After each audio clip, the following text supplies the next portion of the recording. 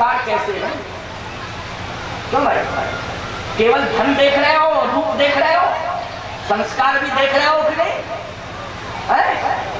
ये भी तो विचार करो कि घर बहुत अच्छा है, भी बढ़िया व्यवस्था है सब, लेकिन इस पर भी तो देखो कहीं खरदूषण तो नहीं है। क्यों भाई? इस पर भी तो विचार करना चाहिए। इसलिए बुद्धि का प्रयोग करो और अपनी बेटी को संस्कारी घर में भेजो और संस्कारी वर के साथ उसका विवाह करो। इस पर विचार। और बेटियां भी यदि अपने जीवन में ये धन तो नाशवान होता है, अरे बेटा आज धन आ गया, परिस्थिति बिगड़ेगी तो ये चला जाएगा, आया हुआ धन बोलो चला जाएगा कि नहीं? लेकिन चरित्र यदि जीवन में एक बार आ जाए तो कभी चाहता नहीं है, वो स्थायी हुआ करता है। इसलिए धन को महत्व न देकर के चरित्र को महत्व देना चाहिए। इस बात का बेटियों के लिए संकल्प है, वो बेटियां भी इस पर संकल्प लें, क्योंकि जीवन बहुत लंबा चलाना है और एक भविष्य बनाना है राष्ट्र का। एक परिवार का ही भविष्य नहीं टिका हुआ है, बल्कि एक बेटी के ऊपर एक राष्ट्र का भविष्य टिका हुआ है। बोलो टिका हुआ है कि नहीं? इसलिए एक राष्ट्र का ही भविष्य नहीं टिका हुआ है, एक धर्म का और संस्कृति का भी भविष्य टिका हुआ है। इसलिए जीवन में ये निर्णय बहुत सोच समझ के लेना चाहिए। इसमें बेटी की भी अनुमति हो, लेकिन पिता इसमें मूल हो, इसमें वृद्धजन मूल हो और साथ साथ में हमारे संस्कार मूल हो और हमारी मर्यादा मूल हो। इन सब का ध्यान रखते हुए हम अपना बेटा बेटियों के संबंध तय करें। ये कथा से उपदेश मिल गया। ब्रह्मा जी ने प्रार्थना की, गौतम ने नेत्र खोले, ध्यान किया,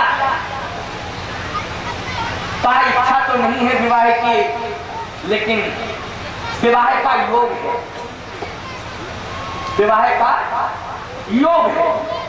इसलिए योग मुझे विवश कर रहा है कि अहिल्या को मुझे स्वीकार कर लेना चाहिए।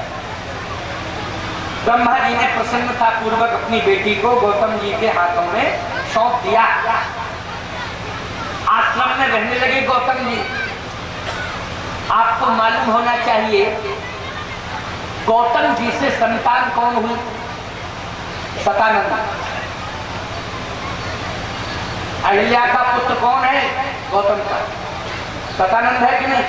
किसका पुरोहित है सतानंद? जनक का पुरोहित। जनक जैसे विद्वान का जो पुरोहित कर्म कर रहा हो वो साधारण है क्या? बोलो। एक आज पंडित जी आए, बोले महाराज पुरोहित कर्म तो अति मंदित कर्म है, इसलिए हम छोड़ दें। हमने कहा बिल्कुल मत छोड़ो। अरे बोले अति मंदित है। हमने कहा नहीं नहीं, उसका उपाय है। क्या उपाय है? हमने कहा उपाय ये है कि पुरोहित कर्म से जो धन मिले उसका 10वां भाग किसी बेटी के विवाह में खर्च कर दो अथवा गौ सेवा में खर्च कर दो। ये उसका विकल्प है, छोड़ने की जरूरत नहीं। क्यों भाई? एक सज्जन बोले महाराज त्रयोदशी आजकल लोग बंद करते जा रहे हैं। हमने कहा देखो 13 ब्राह्मण खिलाना तो जरूरी है और मृतक कर्म करना भी जरूरी है। क्यों भाई? उसकी जब तक विधि पूरी नहीं होगी तब तक उसे मोक्ष कैसे मिलेगा?